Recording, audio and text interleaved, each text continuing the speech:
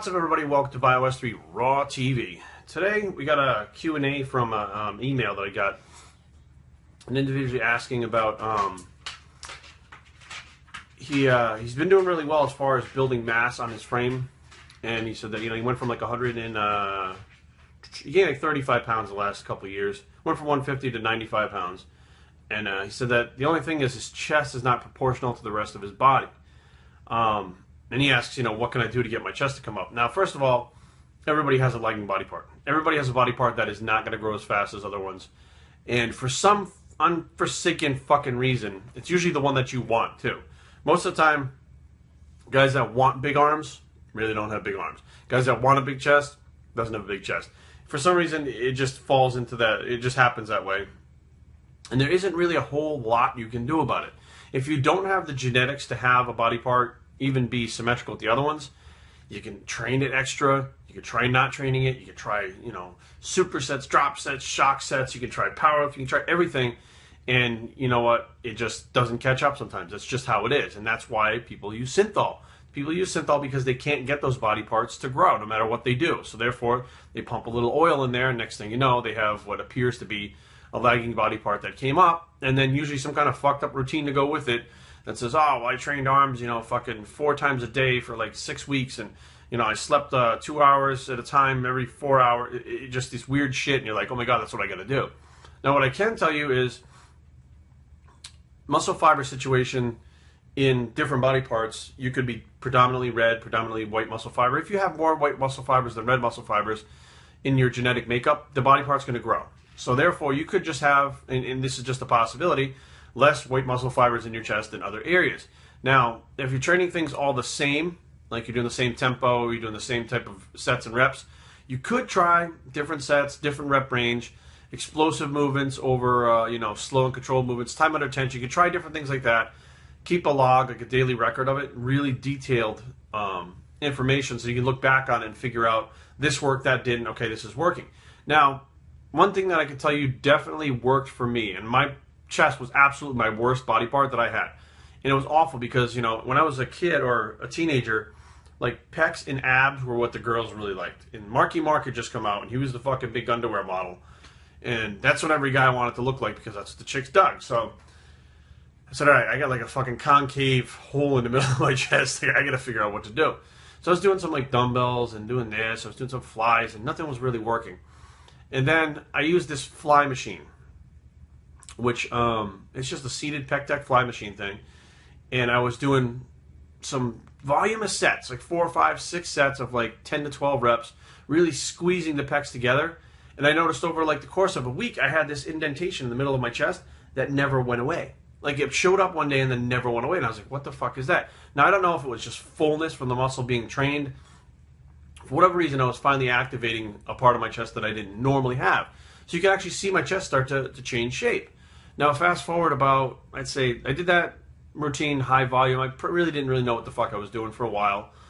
And it got to the point where I was never a good bench presser. Never. I mean, like before I started taking gear, I maybe had like a 225 for like 2 or 3. I mean, it was really not that big of a deal. People would see it and be like, that's it. Because I was fairly big. I mean, I could bench press the 100-pound dumbbells at 19 years old, but my strength never really went up past like 19, 20 years old. And I decided that I was going to take the routine, the bench routine from, and I put this up, it's in one of my other videos, from Tom Platz and Optimum Training Systems, where you benched every day. And I did that routine, and it put like 40 pounds on my bench. I mean, it really did work. But I noticed as that weight came on the bench, my pecs started to get bigger. Because it wasn't like a powerlifting routine. It was a different rep ranges throughout the week. It was like 13 to 15, 10 to 12, 1 to 3. I mean, it was all these different rep ranges. So you were getting hypertrophy, strength, endurance. You were getting everything within this routine. When that routine ended, I mean, my bench was probably up to a good like 275. I mean, it had really given a good bump. But my goal was to hit that 315, those 3 plates. So what I did was I focused on hitting that 315, but the way I did that was I would do like 6, 7 sets before I tried that max set. So I do like 135 for like 20, 185 for like 15, 225 for 12, 275 for 5, and then I would try. So I had all these hypertrophy ranges that I was training in, trying to get that 1 rep max. Finally, I got the 315. and it went up pretty damn easy. What I didn't realize was I was training the muscle from every possible rep range, every possible way that you could train it, and didn't really know it at the time. It wasn't until I was a little bit older that I realized this is what I was doing instinctively, and it just worked. And I did my chest almost every day for a while. Like for a while, I'd come in Monday, and I would be sore on Tuesday, which is really no indicator of whether or not you're ready to train again. So I wouldn't train it maybe Tuesday, but Wednesday I'd come in, if I felt good, I'd do another 5 or 6 sets of the bench, and I may go up to max, I may not. It was like by feel, and that was like 20, maybe 21 years old. So by the time I had finally gotten to the point where I benched 405 for the first time, my chest was pretty big. It was actually one of my better body parts. I had actually grown a chest basically only using the flat bench press.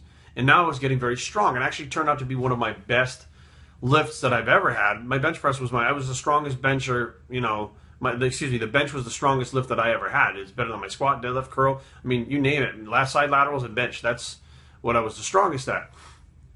And I finally get to 495. When I got to 495, I was 270-something pounds, and my chest was thick. And to this day, even the top of my pecs, which most people, they don't have that thickness at the top of their pec, I still have. And I can't even train chest the way that I need to maintain that mass, because of the simple fact that I have injuries. I have a torn pec on one side and a rotator cuff on the injury on the other side.